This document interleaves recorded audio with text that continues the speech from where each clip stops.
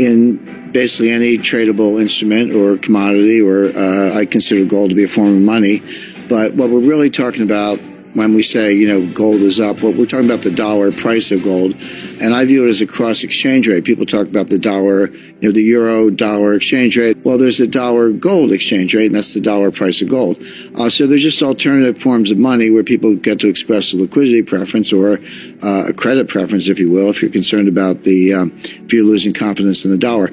But the first great bull market was 1971 to 1980.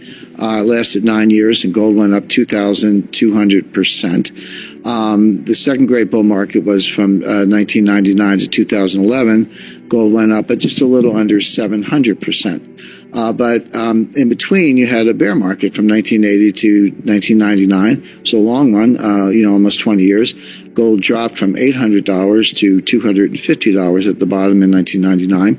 And we had a second bear market starting in 2011. Now, I had a very interesting conversation with Jim Rogers. Jim is one of the great commodity traders, money managers of all times. And we were down in Dominican Republic at Casa de Campo. This is around 2014, but the bear market started in 2011, but it really fell off a cliff in 2013.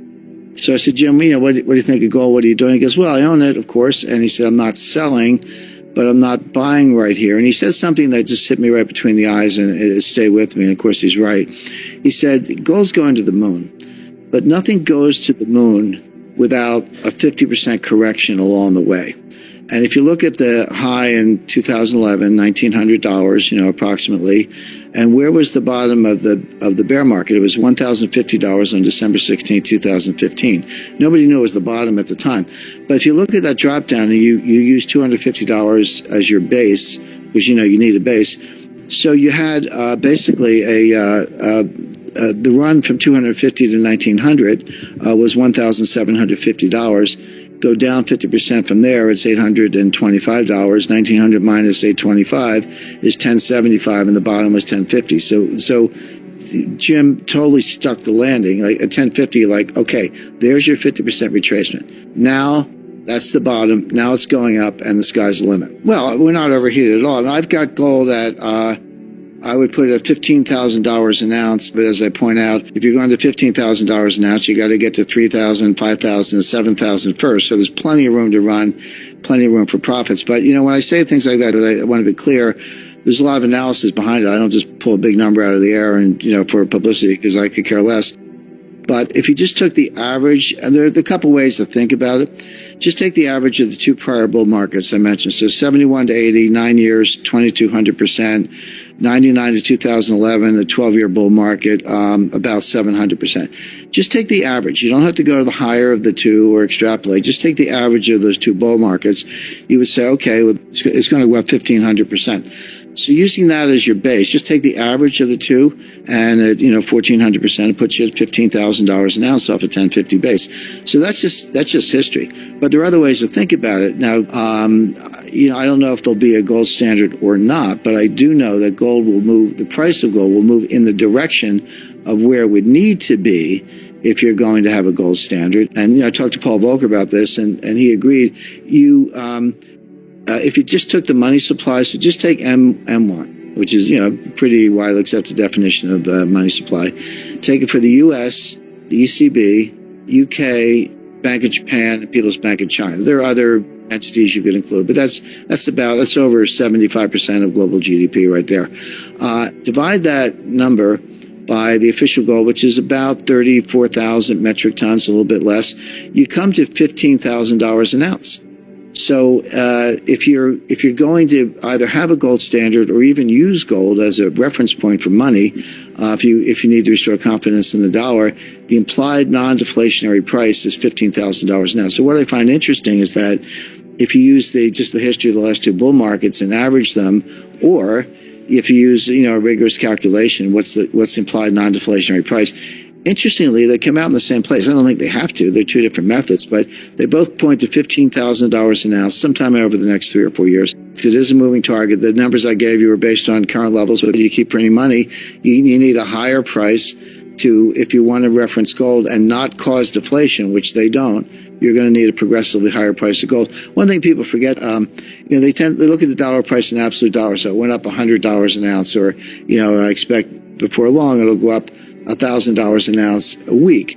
But each dollar increase is a smaller percentage increase. So people look at the dollar, it's real money, it's nice to make the money.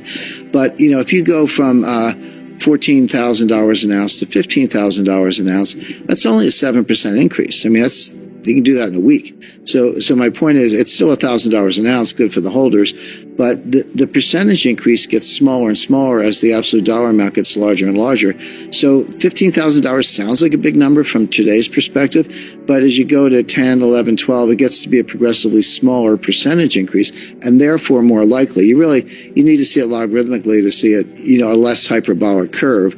So logarithmically is the right way to think about it, but in dollar terms, the percentage increase gets to be pretty small at those levels. And when I say $15,000 an ounce, I don't think I'm stretching. I mean, could it be 25,000, 40,000? I mean, just take my monetary equivalent. If you use M2, and by the way, when I used M1 and did that math, that's with 40% backing, because historically 40% has been a high level of backing. If you take M2 at 100% backing, you get to 50,000 an ounce in a heartbeat. My numbers, I think, are conservative. They could be much higher. But the thing I would point out is that the Fed dug a hole and they can't get out of it. And I said all along, but certainly, 2014, 2015, et cetera, as they did the taper and then they did the liftoff and then they raised rates and all that. I said the Fed is trying to get out of this. They're trying to normalize the balance sheet, trying to normalize interest rates. But I also said they won't be able to do it. And that's exactly what happened in the fourth quarter of 2018. Between October 1st and December 24th, 2018, the stock market dropped 19%. It was 1 point away from a bear market at that stage. And then you had the Christmas Eve massacre. And that's when Jay Powell threw in the towel. He got religion. He said, okay, first he said, we're not going to raise rates anymore. Then he said, we're on pause. Then he said, we're actually going to cut rates. And then 9 months later, he said, we're going to end quantitative tightening, which was reducing the balance, the money supply. And then in September 2019, they started QE4, which is that was before before the recession,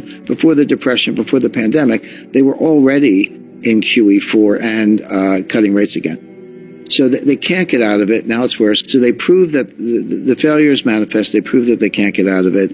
And what can they do? By the way, on monetary theory, I mean, you say, what's the secret behind I think it's garbage, by the way, but you say, what's the secret behind it? Well, the secret behind it is if you can issue debt and collect taxes in the money that you print, you can force people to accept the money because they need the money to pay their taxes. And if they don't pay the taxes, they end up in jail. Now you can get extensions or do whatever, but at the end of the day, if you manifestly refuse to pay your taxes, they will come and put you in jail. And the point is, it relies on state power. It's really a neo-fascist concept. It relies on coercion, the point of a gun, jails, and state power to enforce the confidence in money. Now and they say that. I mean, I've read Stephanie Kelton. She's the bright light. I mean, this goes back a long way, but I've met her, read her books and her book, I should say, and her articles. But they're very explicit about that. Now, I think that's completely wrong because there are so many workarounds and so many ways to get out from under that kind of state power. But they do rely on state power at the end of the day. So that's why it has this neo-fascist element.